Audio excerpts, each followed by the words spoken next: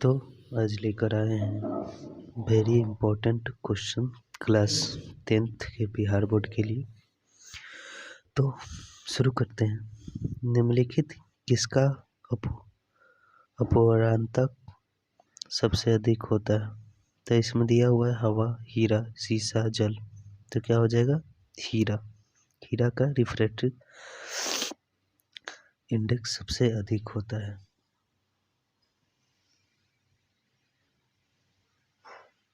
अगला सवाल है, अवतल दर्पण की फोकस दूरी होती है। तो अवतल दर्पण का फोकस दूरी ऋणात्मक होता है। Focal length of concave mirror is negative. Next है, किसी लेंस में मुख्य फोकस संख्या कितनी होती है? मुख्य फोकस की संख्या 2 होती है किसी भी लेंस की। What is the number of principal focus in lens? तो 2। दाढ़ी बनाने के लिए कौन सा दर्पण का उपयोग किया जाता है? तो दाढ़ी बनाने के लिए अवतल दर्पण का उपयोग किया जाता है, यानी विच mirror is suitable for shaving? Concave mirror. अगला है, अवतल दर्पण की फोकस दूरी f एवं उसकी वक्रता त्रिज्या r है, तो बीच के संबंध को बताएं। तो एक देखिए यहाँ पे कि 2f इजिकल टू r होता है। 2f इक्वल टू r, तो f इजिकल टू क्या हो जाएगा? r/2। तो यहाँ पे आप ये ऑप्शन टिक कर सकते हैं। ठीक है।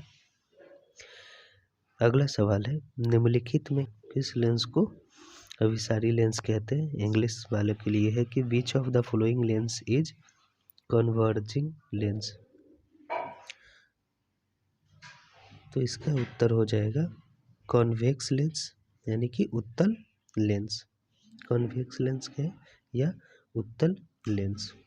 नेक्स्ट, दृश्य प्रकाश में किस वर्ण का तरंग दैर्घ्य न्यूनतम होता है? तो इसका आंसर हो जाएगा बैंगनी या violet. Which colour has minimum wavelength in visual light? तो वायलेट। सबसे अधिक किसका होता है? रेड का होता है। ये भी याद रखना है, कहीं कहीं ये भी सवाल आ जाता है कि सबसे अधिक रेड का और सबसे कम वायलेट का। ठीक है। तारों का टिमटिमाना प्रकाश के किस घटना को दर्शाता है? तो तारों का टिमटिमाना प्रकाश के अपवर्तन को बताता है। इंग्लिश वालों के लिए कि twinkling of star represent which phenomenon of light? तो रिफ्रैक्शन। ठीक है।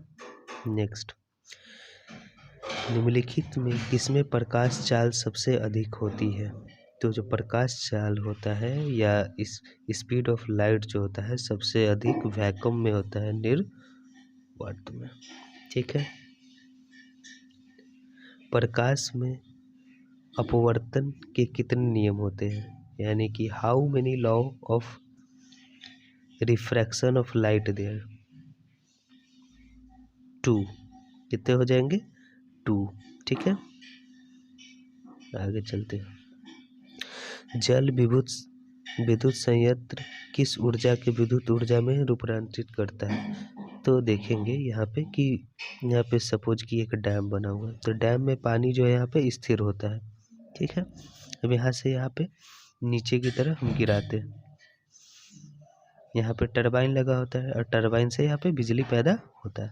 तो यहाँ पे पानी जो है रुका हुआ है, तो वो अस्थायी रूप से रुका हुआ है, तो यहाँ पे पोटेंशियल एनर्जी लग रहा है। यहाँ से जैसे गिर रहा है तो काइनेटिक एनर्जी, और काइनेटिक एनर्जी में मशीन लगा के हम लोग बिजली बना लेते हैं, इलेक्ट्रिक एनर्जी बना लेते हैं। तो इसका आंसर होगा कहाँ से शुरू होता है? तो स्थितीय ऊर्जा से, यानी कि पोटेंशियल एनर्जी से। अब जलता हुआ मोमबत्ती बदलता है, तो जलता हुआ मोमबत्ती जो होता है chemical energy into light energy. ठीक है। नेक्स्ट,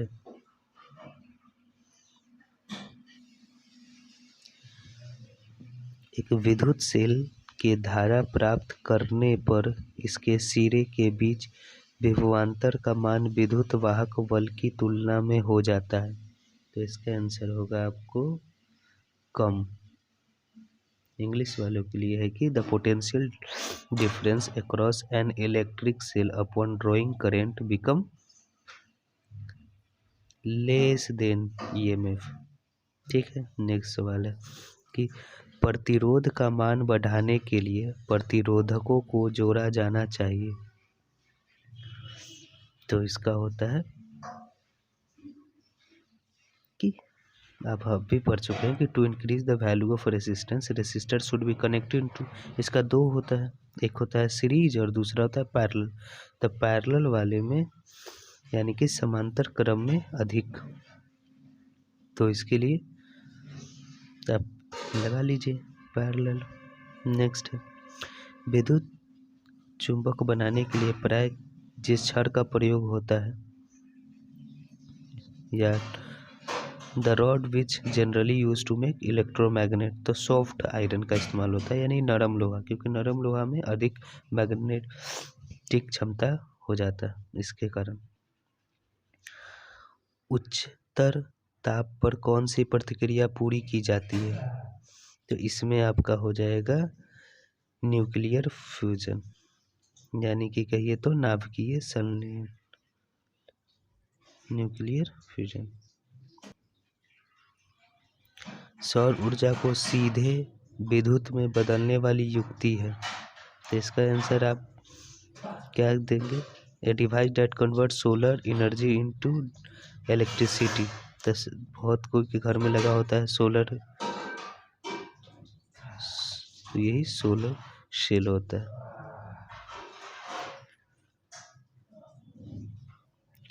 फिर नेक्स्ट है कि पवन विद्युत जनयंत्र में पवन की चाल कम से कम कितनी होनी चाहिए? What should be the minimum speed of wind in wind electric generator. पवन विद्युत जनित को चलाने के लिए कम से कम वायु की जो स्पीड हो कम से कम 12 किलोमीटर से 14 किलोमीटर प्रति घंटा होना चाहिए। तो इसका आंसर क्या हो जाएगा? 12 to 14 किलोमीटर पर आवर। ठीक है, अगला है सवाल कि सेल का विद्युत वाहक बल क्या है? तो सेल का विद्युत वाहक बल जो होता है उसका विभवांतर होता है, यानी कि पोटेंशियल डिफरेंस होता है। तो आप इसका आंसर जो है पोटेंशियल डिफरेंस यानी विभवांतर लगा सकते हैं। ठीक है, चाहे तो पोटेंशियल डिफरेंस लगा सकते हैं। ठीक है, नेक्स्ट है कि घरेलू परिपथ में मुख्य रूप से किसी आपूर्ति होती है। तो घर में which current is mainly used in domestic circuit. तो घर में हम अक्सर जो है एसी करेंट, कौन सा करंट? एसी करंट का इस्तेमाल करते हैं, यानी हिंदी में कहे तो प्रत्यावर्ती धारा। तो आप इसका आंसर ए लगाएंगे।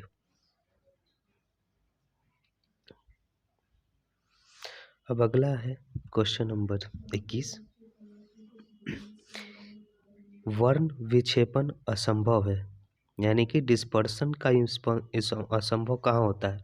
तो जो डिस्पर्सन है वो जो है वैक्यूम में असंभव हो जाता है, क्योंकि वैक्यूम में जो लाइट का स्पीड है बहुत अधिक होता है। तो लाइट का स्पीड अधिक हो जाने के कारण वहाँ पे डिस्पर्सन होना मुश्किल हो जाता है, इसीलिए वर्ण विक्षेपण असंभव होता है निर्वात में। डिस्पर्सन इज इम्पॉसिबल इन वायु में रखा गया एक कांच का प्रिज्म आपतित किरणों को मोड़ देता है। A glass prism placed in air blend and incident ray को किधर की तरफ मोड़ता है? तो इसका आंसर आधार से दूर, यानी कि अवे फ्रॉम बेस।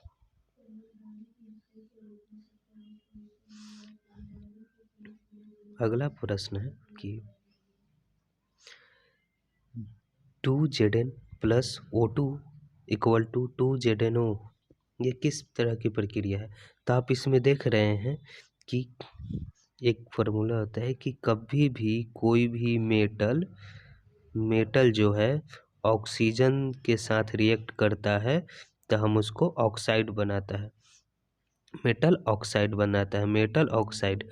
तो मेटल ऑक्साइड बनाने के लिए उसको आंसर क्या हो जाएगा? ऑक्सीडेशन, यानी कि उपचयन। तो इसका आंसर क्या हो जाएगा? ऑक्सीडेशन और उपचयन। खाने वाला सोडा का रासायनिक सूत्र क्या होता है? तो खाने वाले सोडा का रासायनिक सूत्र जो होता है NaHCO3 होता है। तो आप इसमें लगा दीजिएगा कि NaH3। अब अगला प्रश्न है, कमरे के ताप पर द्रव अवस्था में रहने वाली धातु। तो ये एकमात्र आंसर होता है मरकरी। मरकरी जो है हमेशा रूम टेम्परेचर पे लिक्विड फॉर्म में रहता है। तो आप इसका आंसर लिखेंगे मरकरी। ठीक है, नेक्स्ट। आवर्ती सारणी के शून्य समूह का तत्व है, मतलब कि जिस एलिमेंट के बाहरी सेल में जीरो इलेक्ट्रॉन होता है उसको हम लोग नोबल गैस या इनर्ट गैस भी कहते हैं। तो उसका आंसर हो जाएगा हीलियम। इस इंग्लिश वाले लगा लेंगे इधर हीलियम की the element of zero group of periodic table helium होता है। इसके बाद आर्गन होता है, क्रिप्टॉन होता है, तो नियॉन होता है। तो ये सब जीरो ग्रुप में आते हैं। सोडियम कार्बोनेट के जलीय विलयन में मेथनॉल ऑरेंज का विलयन का रंग परिवर्तित होकर निम्नलिखित में कैसा हो जाता है? On adding the methyl orange solution aqueous solution sodium of carbonate the color of solution changes to which of the following। तो इस केस में जो है येलो में चेंज हो जाता है। येलो में क्यों चेंज हो जाता है? क्योंकि जो सोडियम कार्बोनेट है एक बेसिक है। तो सोडियम कार्बोनेट जो है ना बेस, तो ये इसको येलो में परिवर्तित कर देता है, यानी कि पीले कलर में बदल देता है। अगर ये एसिडिक होता तो रेड कलर में करता, लेकिन सोडियम जो है एक बेस है, तो बेस जो है इसको येलो में बदलता है। ठीक है। ग्लोबल वार्मिंग के लिए उत्तरदायित्व कौन सा गैस है? तो इसका आंसर होगा carbon dioxide. Which gas is responsible for global warming? तो इसका होगा कार्बन डाइऑक्साइड। गंधक की परमाणु संख्या क्या होती है? तो गंधक को इंग्लिश में सल्फर कहते हैं, जिसका संख्या होता है एटॉमिक नंबर 16 होता है। आप लगा सकते हैं एटॉमिक नंबर 16।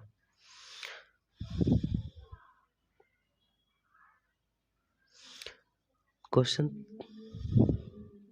30 है कि अल्म का जलीय विलयन विद्युत का संचालन करता है, क्योंकि अल्म में इंग्लिश में है कि the aqueous solution of an acid conduct electricity because in water acid are क्या हो जाता है?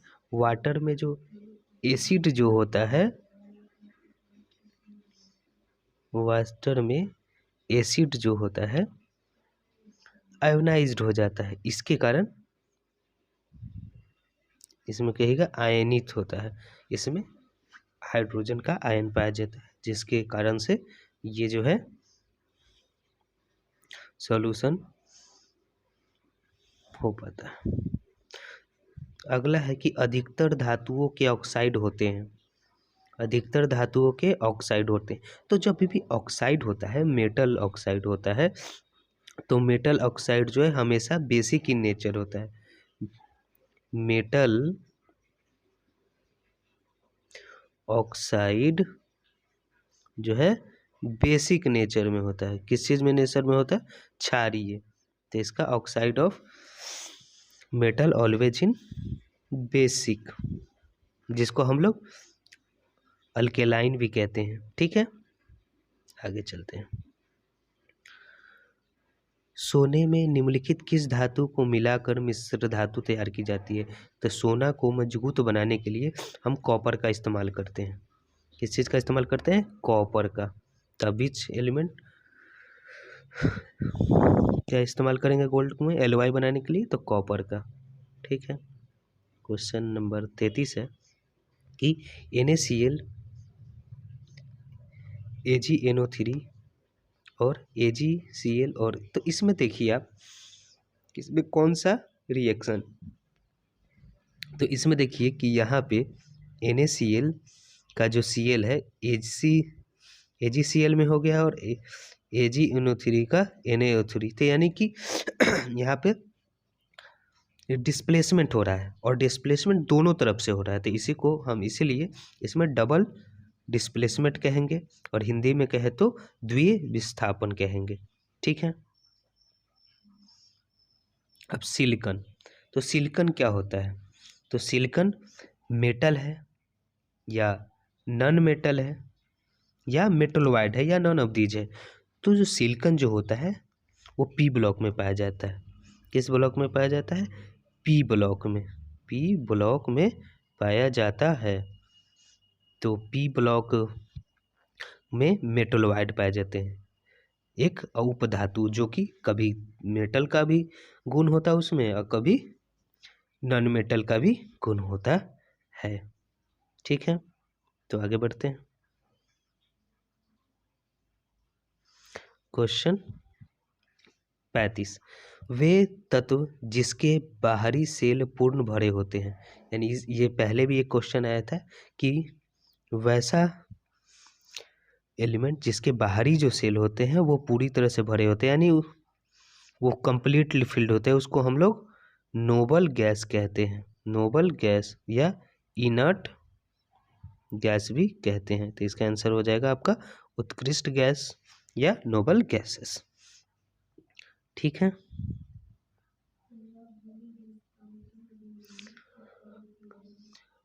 खड़िया का रासायनिक सूत्र क्या होता है? तो खड़िया का रासायनिक सूत्र जो है CaCO3। क्या होता है? Chemical formula of chalk is CaCO3। इसका ऑप्शन डी होगा। निम्नलिखित में कौन सबसे अधिक अम्लीय ऑक्साइड है? ऑक्साइड, अब देखिए अब इसमें अब ध्यान देने की बात है, जो Na2 है, CaO है और MgO है, ये दोनों जो है बेसिक होते हैं, क्योंकि ये मेटल है। मेटल का ऑक्साइड जो होता है हमेशा बेसिक होता है, बेसिक होता है ऑक्साइड बेसिक नेचर में। तो यहाँ पे सिर्फ SO2 है जो एसिडिक नेचर का पाया जाता है। तो इसका आंसर क्या होगा? SO2। निम्नलिखित में से कौन सा एल्कीन है? तो एल्कीन, तो एल्कीन का फॉर्मूला होता है 2N-2। तो यानी कि पहले में देखेंगे तो अगर इससे आप फार्मूला पे डालेंगे यानी कि 2 × 2 - 2 तो 4 - 2 यानी कि 2। तो ये फॉर इस पे सिर्फ एक ही बैठ रहा है और जो कि क्या है? कार्बन अगर 2 होगा तो हाइड्रोजन 2 ही होना चाहिए। तो इसके लिए इसका ऑप्शन सी सही होगा। अब अगला है IUPAC नेम, यानी कि IUPAC नेम किसका? CH3OC2H3। तो इसको कहते हैं मिथोनॉक्सी एथेन। क्या कहते हैं?